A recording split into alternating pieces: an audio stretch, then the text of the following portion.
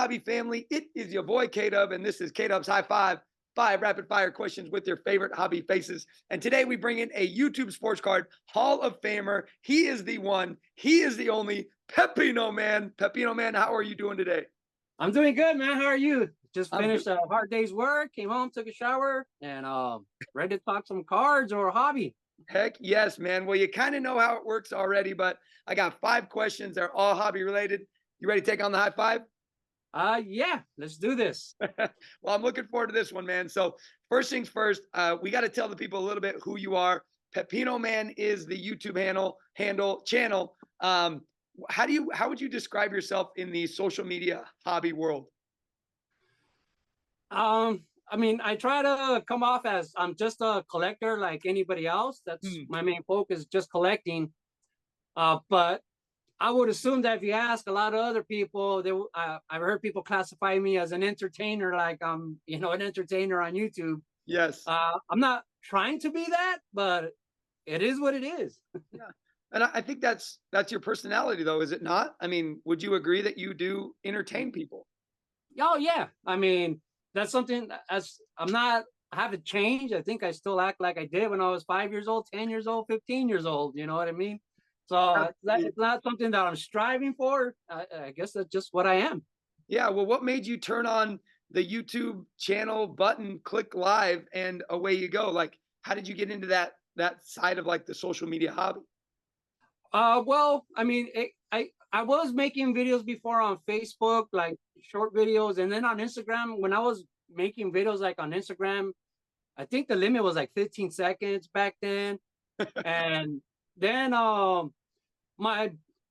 it's been the same. Like I said, I haven't changed. The same type of videos I make on YouTube, I was making those on Instagram and Facebook 10, 15, 20 years ago. Yeah. And basically, once my bosses and my coworkers got a wind of my Instagram handle and stuff, and they were watching and making fun of me at work, I wanted to start YouTube and use a name that they have no idea of, and hopefully they would have never found it.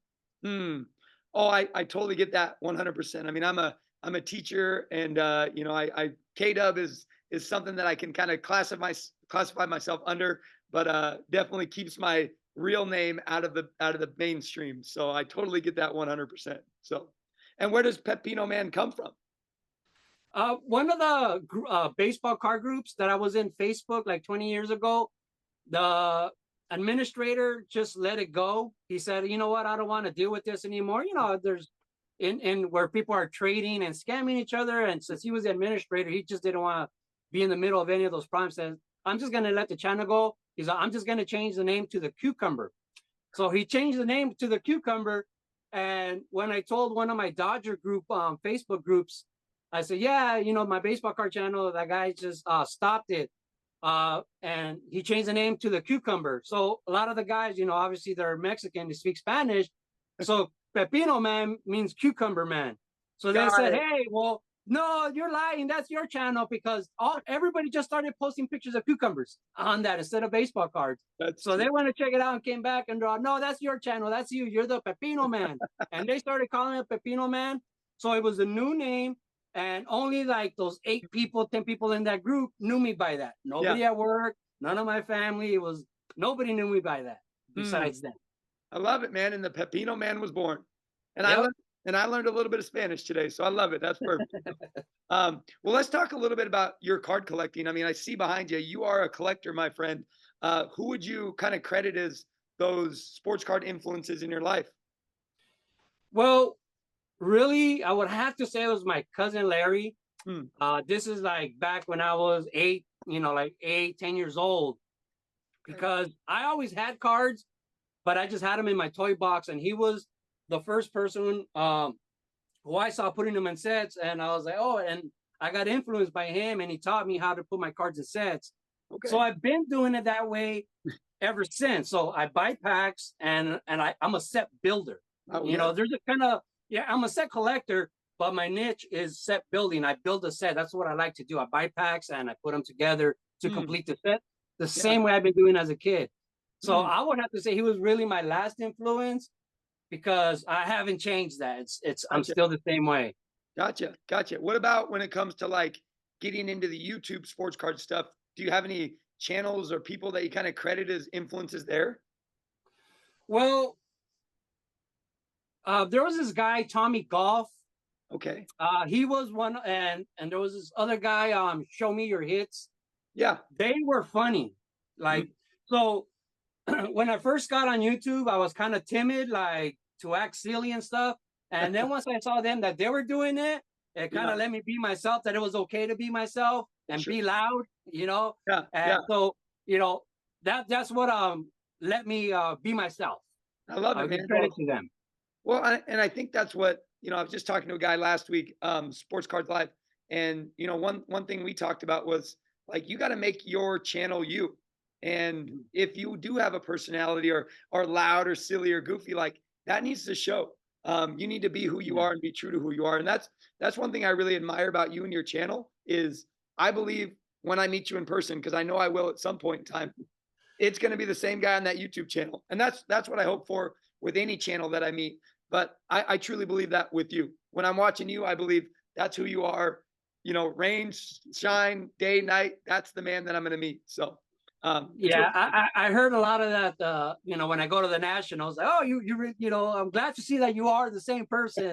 That that you are genuine. for sure. It's not one of those things when the camera goes live or record, you change. Exactly, exactly. Well, let's talk a little bit about cards for you. And you think about, the grail item, the card you've always wanted. Is there one card for you out there that you've always wanted and why? Or do you have that in your collection already? What is that card and why? Well, no, I don't have it, and it would be Oh, yeah. the 52 Mano, Mm, and it's been my holy grail card yeah, since I don't know 30, 40 years already. So sure. it's been that card for when I was a kid in the 80s. Mm, My grail card, let's say at that time, was the Daryl Strawberry rookie.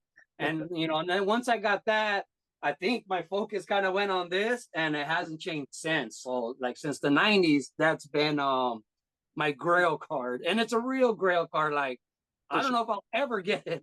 Yeah. What about that card makes it the card that you've always wanted?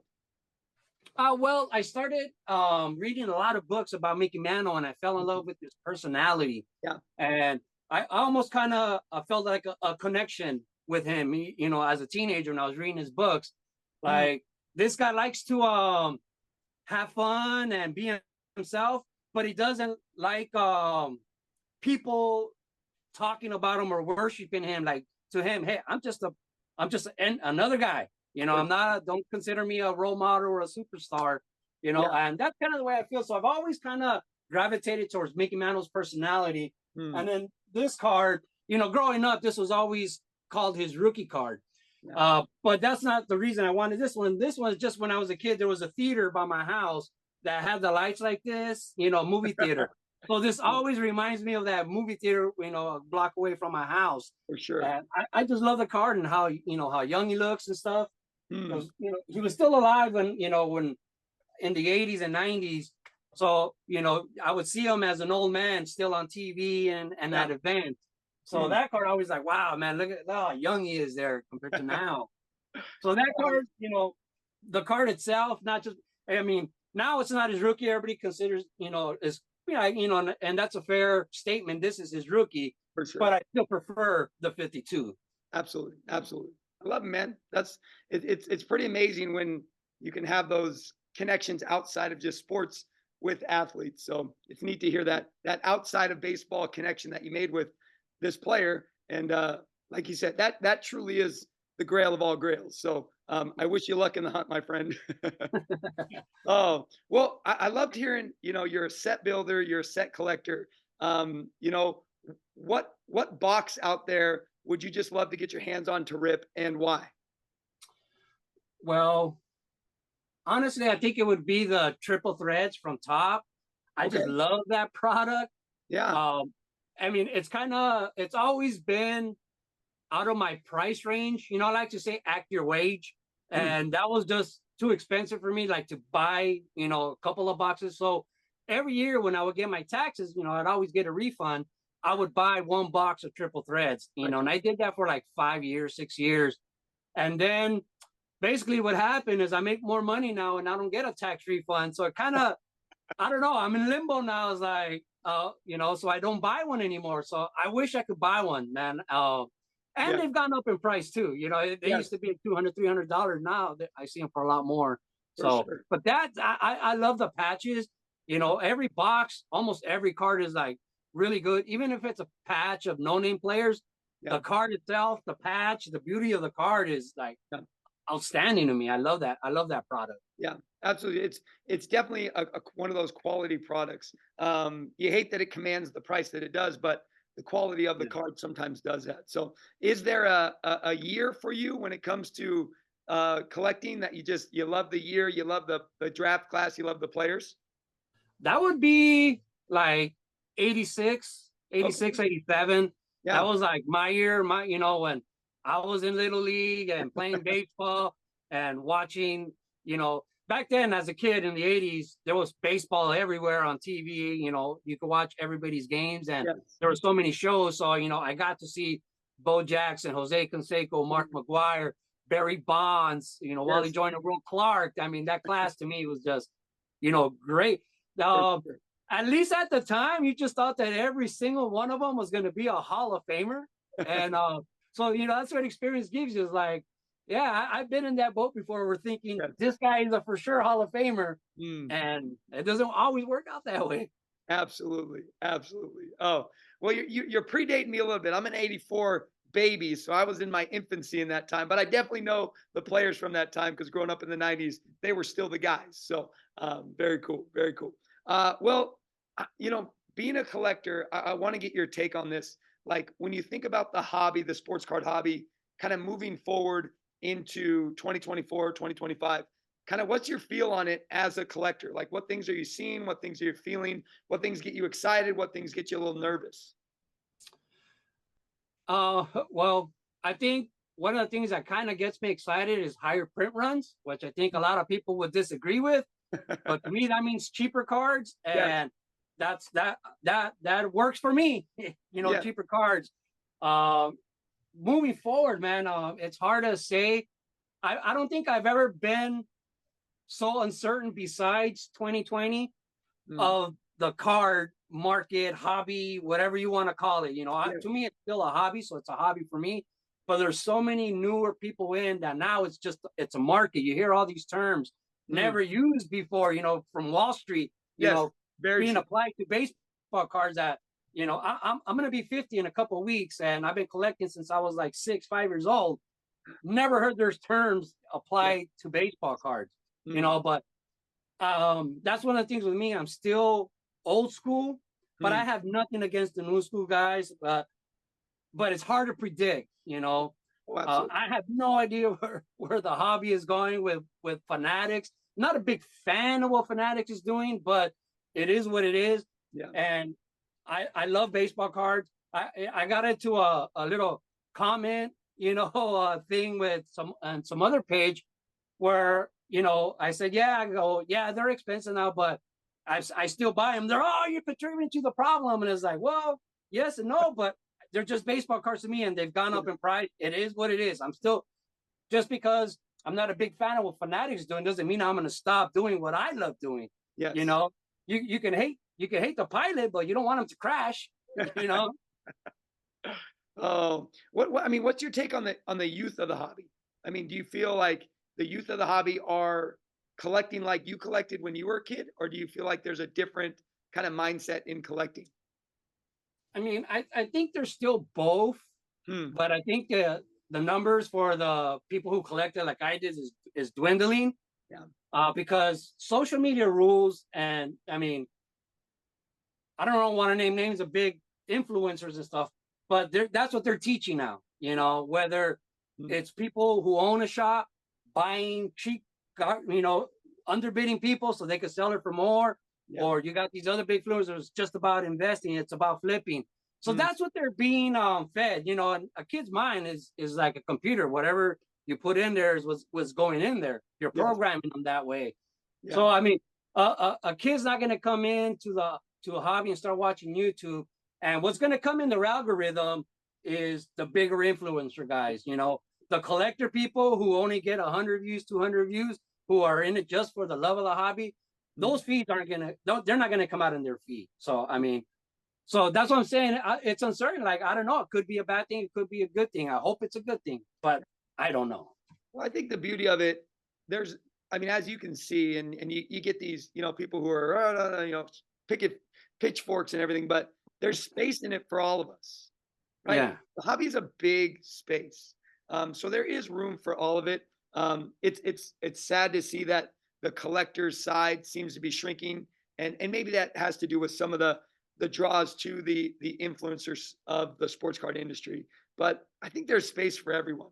And it's really cool that there is space for the big influencers, but there's also space for guys like you and me, who really do enjoy and love sports cards, talking sports cards. And in the end, I'll take 100 to 200 views. That means 100 to 200 people thought I had something worth talking about. So that's kind of cool. So yeah, and I don't like troll comments, so I'm happy staying small. I don't want to get big and have a bunch of troll comments. yeah, for sure. I'm happy where I'm at. I'm perfectly happy where I'm at, and I'm not I'm not an influencer. I'm not trying to get big. I don't tell people how to collect. I just tell you how I collect. For sure. And I think that's the beauty of your channel. And that's what draws me to you, man. I think that's what draws a lot of people to you is your personality is just that. Here's what I do. Here's why I do it. And you just want to share it, which is pretty dang cool. So yeah, and I love hearing how other people collect. Even if I don't collect the way they do or the same players, I don't. I enjoy watching other people be happy collecting cards. Absolutely. Well, one more question here, just a bonus.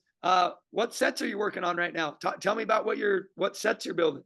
Right now, the 2024 Tops and the 2024 Big League. That's about the only sets I'm building. I mean, you go with the times. Yeah. Every year before, I would always be able to complete the 2024 the Tops flagship. Then I would move on to like archives, and then I complete that. Then I will complete heritage. Yeah. And like I said, you got to act your wage. I don't try to. So I kind of gave up on the archives. I gave up on the heritage. Like, well, it is what it is. I just can't collect that no more. And it's taking the same amount of money to collect 4 or 5 sets from back in the day to collect now just 1 or 2 sets. So it is what it is. And, I don't let it get to me. It is what it is. Like, all right, you got to adapt and accept the change. Yeah. I think I admire your approach and your mindset in the hobby, man. And I think the hobby would be in a much better place if there was a lot more people collecting like you. So keep being you, my friend. All right, I will. All right, man. And you too. We cleared it. We did it, man. High five. Throw it up, man. We got throw it up. Boom. This has been great. Pepino Man on YouTube. It's at Pepino Man 9271. He's also on Instagram and TikTok, but YouTube is his main space. So make sure you sub to him. Also, sub to the channel Dizzy Dub 1. Follow me on Twitter, X at Mr. K-Dub. Shout out to our high five endorsers this season: Midwest Box Breaks, LJ's Card Shop. My friends, be the good, Pepino Man, Cucumber Man. I thank you so much. This was such a fun conversation, and I really do wish you well, and I do hope to meet you in person one of these days. All right. Hope so too. All right. Y'all take care. We'll catch you on the next high five.